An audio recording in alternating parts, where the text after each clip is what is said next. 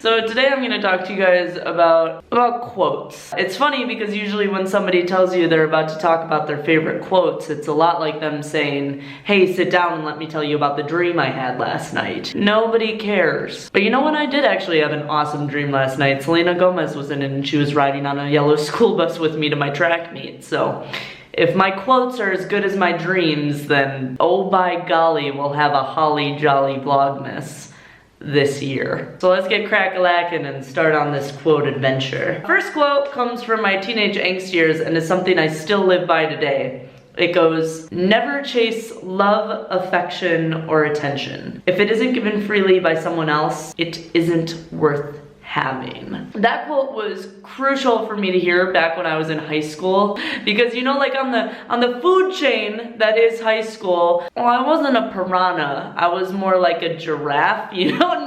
Nobody messed with me, but nobody was really like, oh, you're a lion either, you know? And I think in high school it was very easy for us to get carried away by, you know, who was wearing Hollister or Abercrombie or who physically looked the best. And so this quote, the never chase love, affection, or attention, you know, that was so crucial for me because it was like, no, the cool people aren't the ones who are like wearing cool things, but the cool people are the ones who give me their time, their attention, and who really care. Along that same line, I had another quote. This one's been attributed to Eleanor Roosevelt, and it goes, no one can make you feel inferior without your consent. This one was actually so important to me that in college I taped it to the door of my bathroom wall so that every time I was on the toilet I would have to see this. You know, if I went to the bathroom 5 times a day, then I would get a good dose of Eleanor Roosevelt 5 times a day. Alright, next quote has a little bit more to do with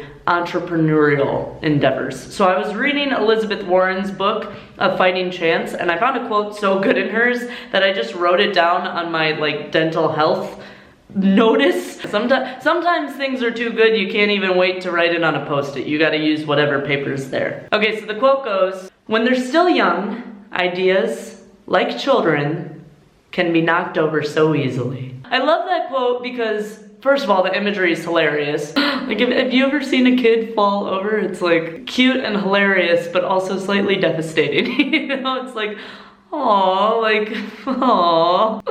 And that's how I feel about this quote, right? It's like, there are so many things people just think of all the time that if actually executed on could be amazing, but because of the limited scope of other people's beliefs, those ideas get knocked down. All right, which brings me to my last and final quote. It's cliche, but it's a good one. It's from Babe Ruth. It goes, you just can't beat the person who never gives up. I remember I used to play tennis against this girl who, she wasn't the fastest player, but she, oh my God, she could lob you to death. Until finally it numbed you to a point where you would just get so bored and she'd win the point. You can't beat the person who never gives up. Speaking of which, I think this is a perfect time to leave. No.